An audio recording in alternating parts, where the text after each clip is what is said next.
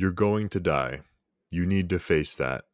As healthy as you are right now, one day you won't be. Your body will fade. Then what? You're left with a soul. So you also need to focus on that. You need to find a deeper meaning. That's the thing. People focus too much on happiness. No one will ever be perfectly happy all the time because happiness is a moving target. It's better to focus on things we know are good and seek them. Then happiness becomes a byproduct. Happiness comes by putting everything else in order and subordinating it to the ultimate goal.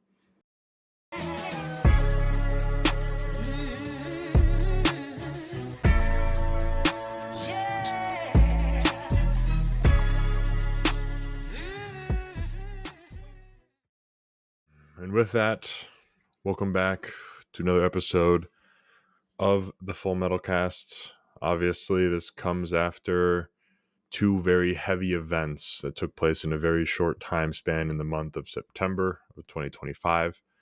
I think a month that sort of set a milestone and a thermometer in the sort of state of the world, the state of society, and where we are as a nation.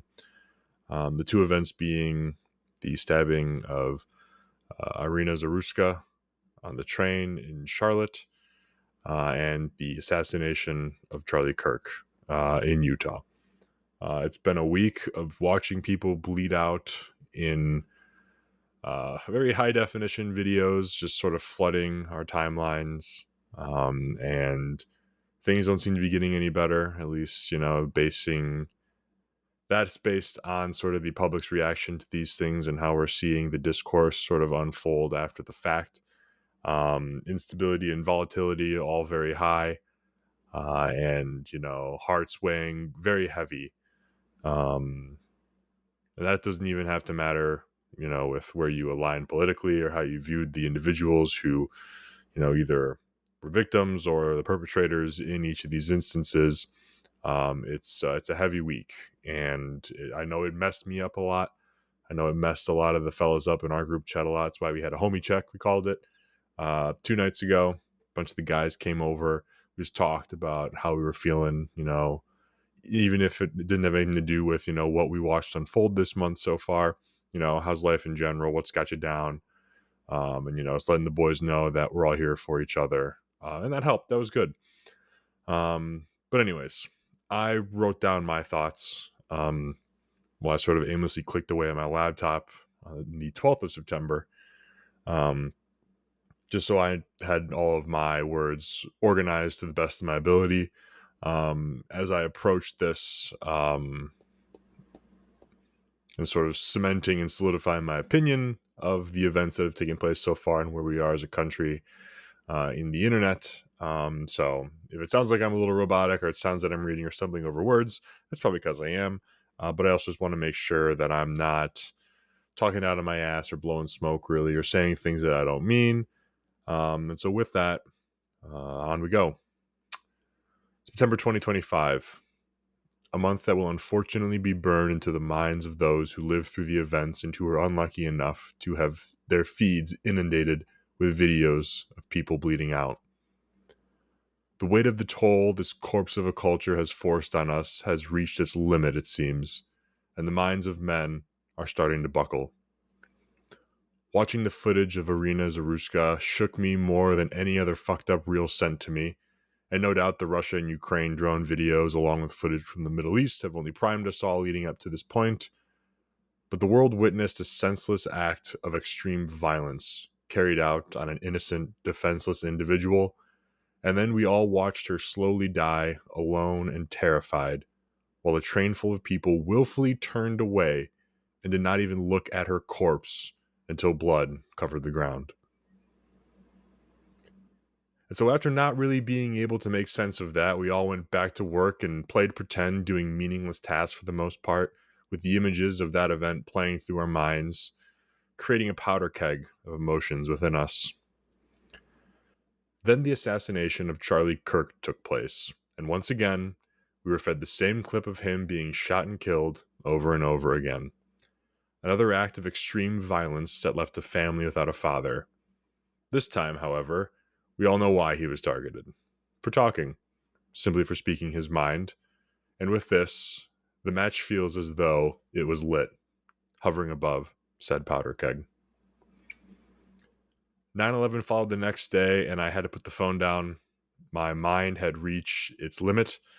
Shout out Zuck for keeping mental health and safety a priority on your platforms, and all the censorship efforts that you sort of force on all of us. They truly must be studied because, you're doing a real bang up job at watching out for everyone's mental psyche. Good way to go. But I just had enough of watching people bleed out every time I opened my fucking phone, and then watching some troglodytes try to use each clip to bolster some monopoly money political take. So I just stayed home, sat in silence, and thought and reflected on everything on 9/11 of all days. So in this order, I'm going to try to make sense of the killing of Irina Zaruska, and I do apologize for not saying that name right. White person moment. Um, the killing of Charlie Kirk, and finally, the animals among us who have been radicalized by those who have slaughtered our culture and who are actively killing our country. I'm going to do my best to not be too repetitive, as everyone is likely to have heard all about Irina already in this event. But to set the stage, she was a young Ukrainian immigrant working at a pizza shop who took the train to and from work. On said train, she was stabbed in the neck by a fucking animal who thought she was reading his mind. Um, that's all I'm going to leave that at. This animal was enabled, however, by the very government Irina fled to and put her trust in. Just as much as you should remember the name Irina Zaruska, I want you to remember the name Teresa Stokes for reasons that are opposite to why we will remember the former. I want you to find out everything you can about this waste of flesh. This bitch is the reason and is just as guilty for the slaughtering of Irina as the animal that proudly proclaimed, "I got that white girl," as he marched down the train as she bled out on the floor.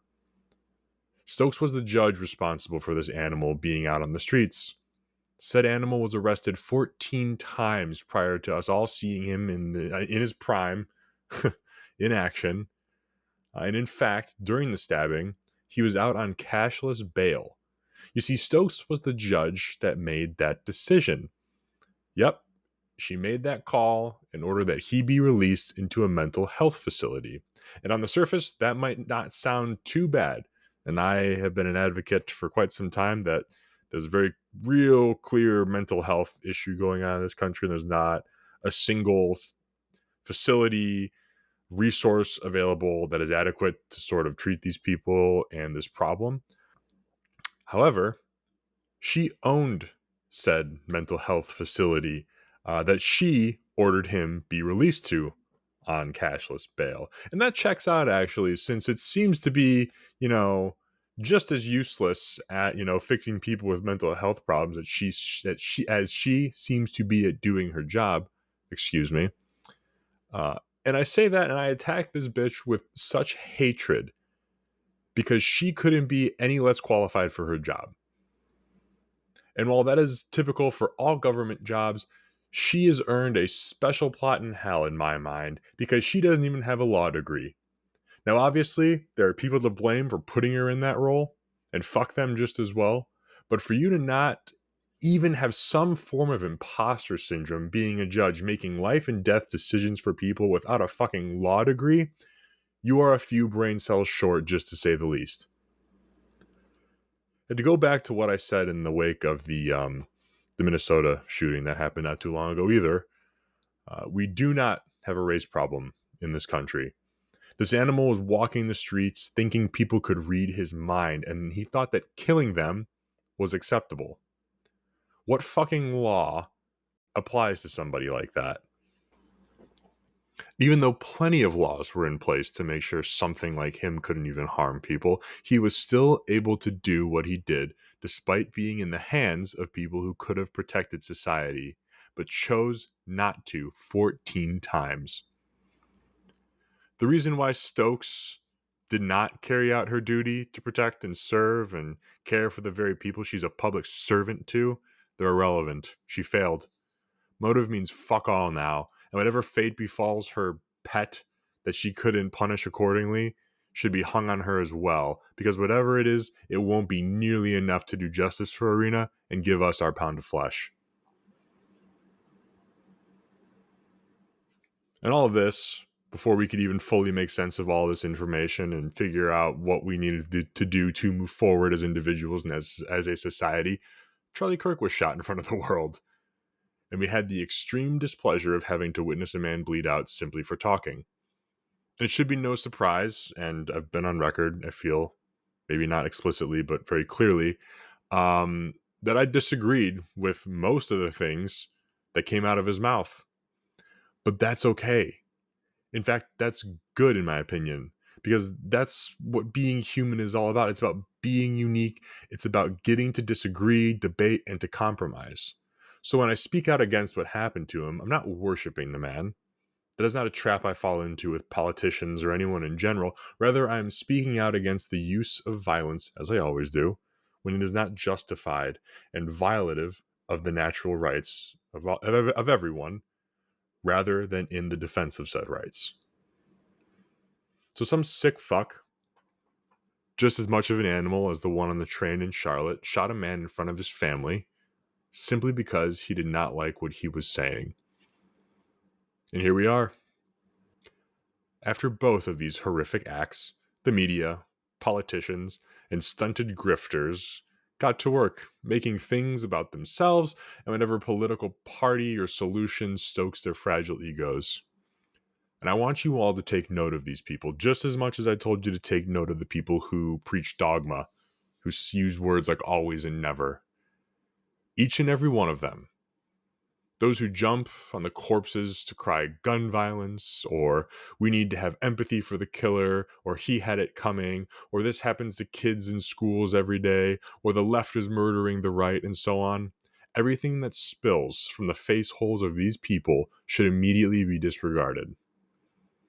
I say that because there's no way you can watch either of these videos, let alone both in the time span that we all had to, and go, yeah, we need a politician to do something about this.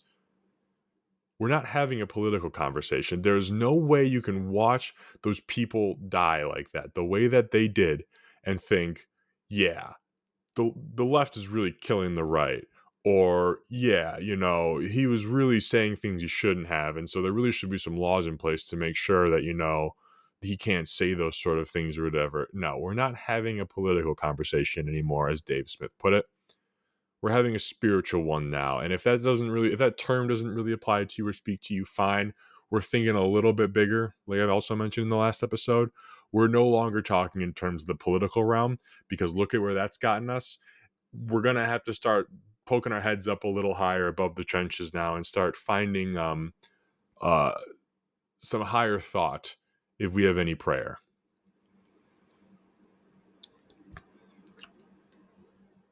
We do not want people who know nothing more than cooking chicken wings, shout out Stokes again, leading this country anymore in discussions or legislation after these events. I do not need some gender studies major on CNN telling me to have empathy for Arena's killer.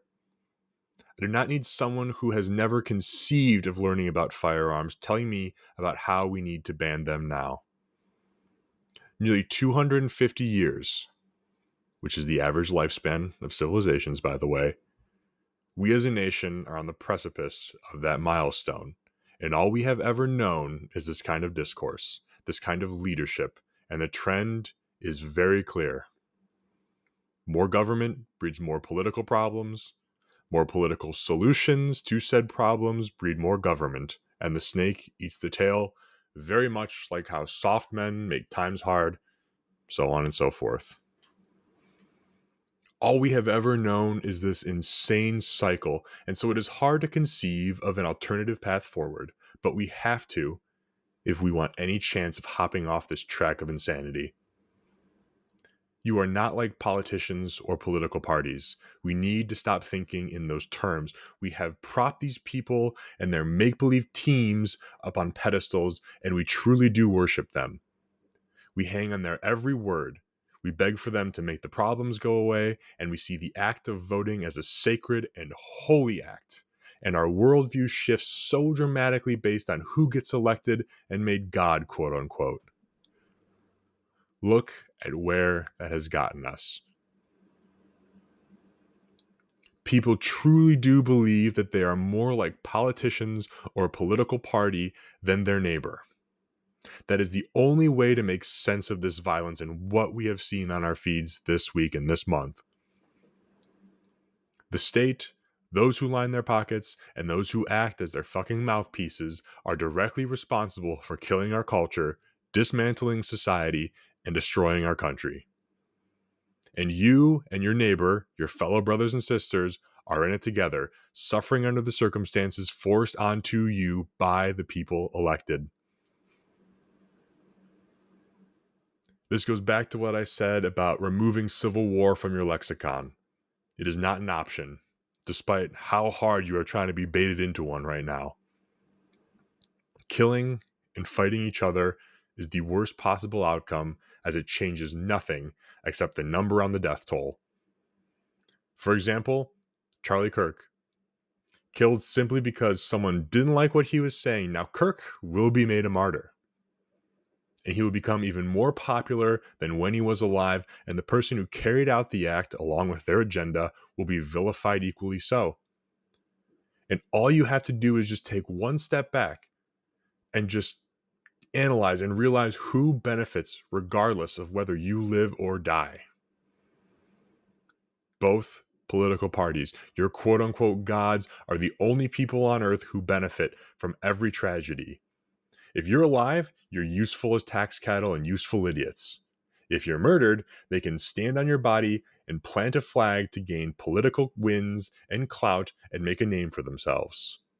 They want political violence, just not in their backyard or aimed at them. Nothing makes supporters on both sides rush to their respective corners and beg for government intervention to enslave the other side more than a fucking tragedy, more than a fucking emergency.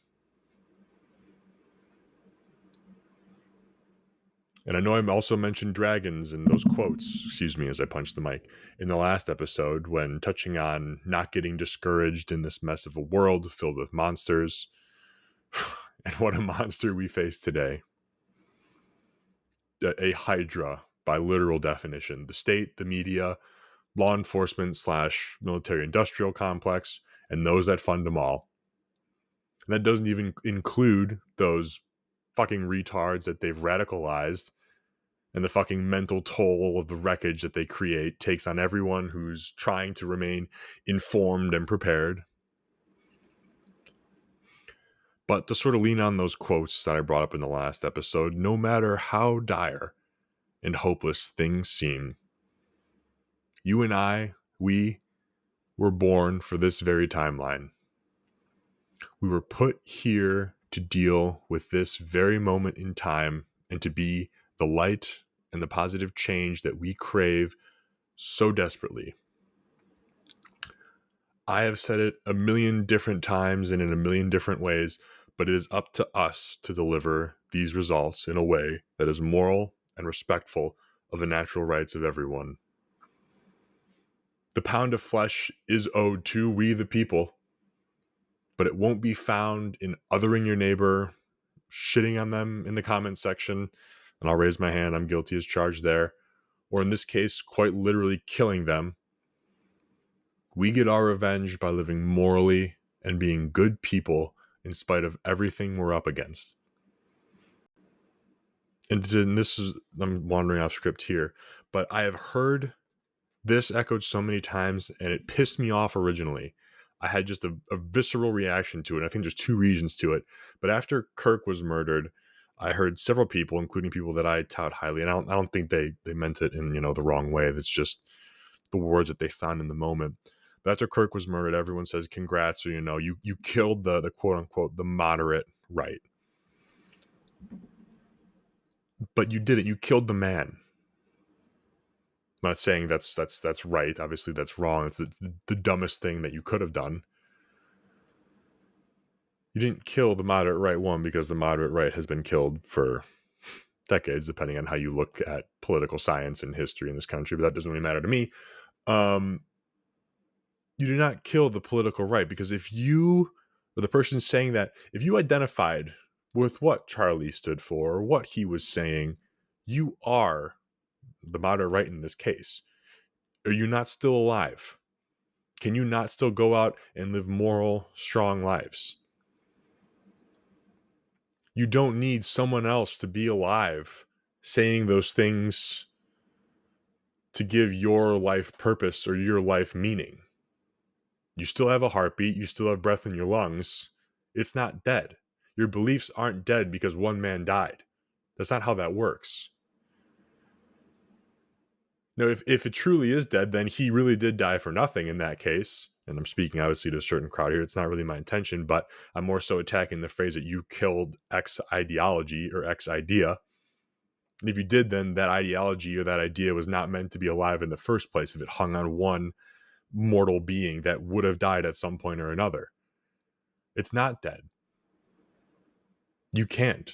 It cannot be. That's simply not it's not it's not the right way to look at this. And what a hopeless way to look at this as well, obviously, too. I'm not trying to take away from the tragedy of the matter. I use this sort of as a way of pointing at the political right, if you will, and going, enough with this leaning on idols and worshiping the man rather than the ideal of freedom, rather than the ideal of being strong and moral human beings. You do not need someone who is not like you objectively. That's just the fact of the matter. These people who play in the political arena, they cannot be like you or I. But to bring this whole thing home, the X movement, whatever it is, didn't die with the man. And if it did, it meant to die. And this is really more so a view of how people think as a society. There's zero individualism left. Nobody wants to do the work for themselves.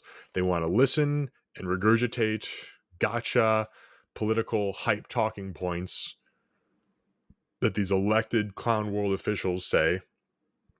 And that's sort of the world that Charlie played in, as bad as that's going to sound.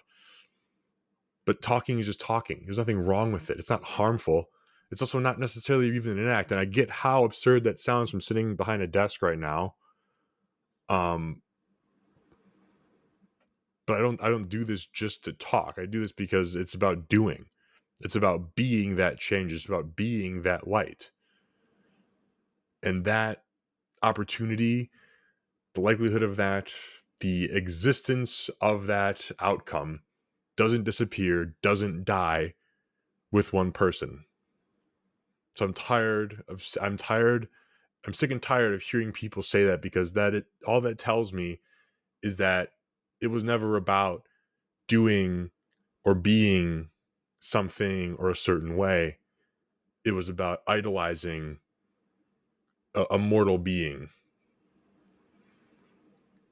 and going back to sort of making these figures your gods, and why it'll never work, and also probably feeds into why we are where we are as a society as well. When your gods and your movement and your belief system can be killed with the man, there may be something more to that.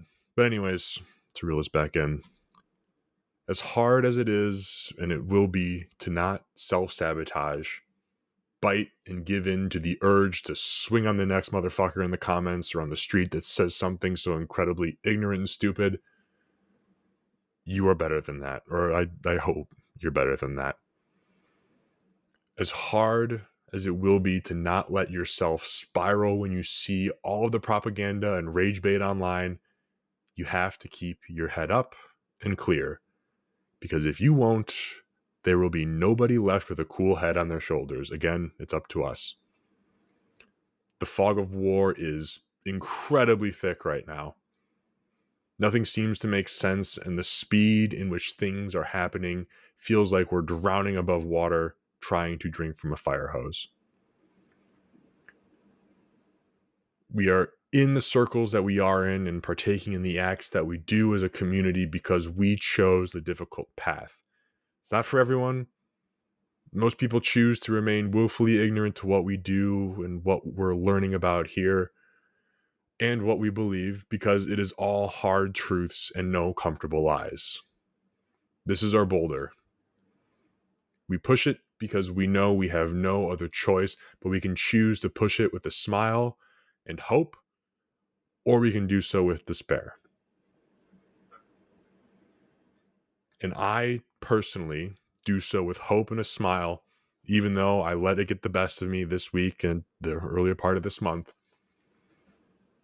Because I know no matter how many bodies pile up, no matter how nasty things get in the media, online, I still have a chance to do right, to be good, to nurture freedom and the natural rights of everyone, to be a good human being, to understand both sides of every coin, and to be okay that there are more than one side. There is more than one side to a coin. That is what being human is all about. But the false gods that we have in this country, we need to tear them down. And that's not a call to violence. That's not even necessarily a call to action right now. You do so in your heart and your mind first. Realize the evil that has come with these people and the evil that these people truly do represent. And just look at the wake. Look at the wake that they've created so far this month. And the next time you feel compelled to go, yeah, but the left, or yeah, but the right, they're no fucking different. And to put that into perspective, while everyone's still fighting about Charlie Kirk, Congress just passed a bill further punishing people who boycott Israel for political reasons. And that's both Republican and Democrats shaking hands on that. It's not a left versus right thing. We're past that. You have to be thinking past that. If you want any hope of a future that doesn't look like the first couple weeks of September, period, end of story. There are no political solutions left. Not saying there ever has been, but there's no conceivable world where a political solution or a handful of political solutions will come about that revert course and allow us not to live as slaves. Uncomfortable truth. Heavy episode. I understand. And rightfully so. It's been a heavy first couple weeks of September here, and I know I'm not alone in saying that a toll has been taken. I've always preached touching grass and going to the gym, but you absolutely have to put the phone down or on do not disturb or delete Instagram for a day and just be outside and doing active things for as much of the 24 hours as you can. For just one day, just a hard reset for one day. I promise you, nothing is going to happen that you would have need to known about during that time. Because if it was happening, someone would have reached out to you, or you would have known at some point. You would feel so much better. You will gain perspective about what's important and what's in your life that you can control. And it's necessary. That's exactly what I had to do. 9/11 came around after Kirk's murder, and there was no shot I was going into my 9 to 5 being under a roof with other people. I said that would be. I wasn't gifted free will to go be a sheep in a shooting range on 9/11 after everything that's happened in this powder keg of a country. So I went home, and I sat outside the whole day. Sat outside in the grass, on my patio, no phone, not even a book. And I just thought. And that's psychotic to a lot of people, but I promise you, as hard as it will be, the more you do it, the easier it gets and the more happier you'll be. And that's not loneliness, right? Loneliness and solitude are two very different things. Um, Loneliness, you have absolutely zero support system. You have absolutely zero friends, loved ones, a network or a community. And that's not healthy for humans. You need those things. Solitude is different. Solitude is having those things, but also being able to be reflective and mindful on your own. And that is also a requirement for happiness as well. And obviously, different people require varying degrees of being social with, those valuable relationships, and also having solitude and time to reflect, and talk to yourself and understand your own monologue and make sense of the world by yourself and what makes you happy. Um, but I highly encourage a moment of solitude. If you ever feel stressed, if you're having trouble sleeping like I was during the first part of this month after seeing things sort of go crazy, and obviously I'm always here. Um, but if you have a homie system, do a homie check. And the first sentence is going to be uncomfortable kicking it off, right? Going, oh, well, we've gathered here today because we're all a bunch of pussies and, we don't really feel great about the state of the world and it's sort of weighing on us. But, I'll admit that I was, having trouble sleeping and I was really worried and I'm still sort of stressed out about it. But here's just where I am. I'm not even saying I have a solution for it. I just want to let you know how I'm feeling and just go from there. And then you people start sharing life stories. Obviously, do it over a drink or a smoke or whatever it is that you enjoy. Um, but I highly encourage you do that. It's not gay, and if it is, then no, I don't care.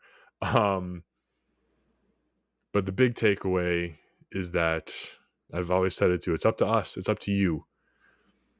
The era of individualism of the axial man is past, long gone, obviously, and we've of course latched on to external forces or these political gods and these political ideologies to bring about the desires that we could go about achieving ourselves. But we've sort of reached a point of comfort and leisure in this country where we found it appropriate to trade off our individualism and our freedoms and leave those in the hands of people whose only qualifications were being fat, black, lesbian chicken cooks. And that's not racist. That's not homophobic. That's simply what happened in Charlotte with Judge Stokes, because she had zero other qualifications for that job. And I'll fight you over that one. I don't care. I can't wait to go show the video of what happened because of her actions in whatever HR meeting I end up for saying that. Um, but yeah, be that change, be that light, be whatever it is you think they killed Charlie over, so long as it's not a fucking, unless you were a Nazi and you worshipped him, I'm coming for you too. But a man died, and that's heavy and that sucks. I mean, we can all take a moment as a society to say that that was brutal to watch because it was one of the most high definition captures of an assassination ever recorded in history. Um, but that was it. Just the man died. A mortal being whose time on earth was limited anyways. That's not saying it was okay to kill him, obviously. All I'm saying is that if you did like him, he wouldn't want whatever he was preaching, whatever his ideology was, to die either with him, regardless of your take on the man. And how religious is this conversation now we're getting into? I guess that's also something to consider. But just be the agent of change so long as it's for good. And if it's not, we'll find you. Don't leave it up to anyone, especially anyone who seeks to have their name on a ballot. That's the mark of the beast. Those are your false gods. And with that, to avoid continuous rambling, I'm going to end it. I am reading some interesting things I hope to share as well, maybe another sort of read along series or episode. But until then, stay metal, everyone. Thank you.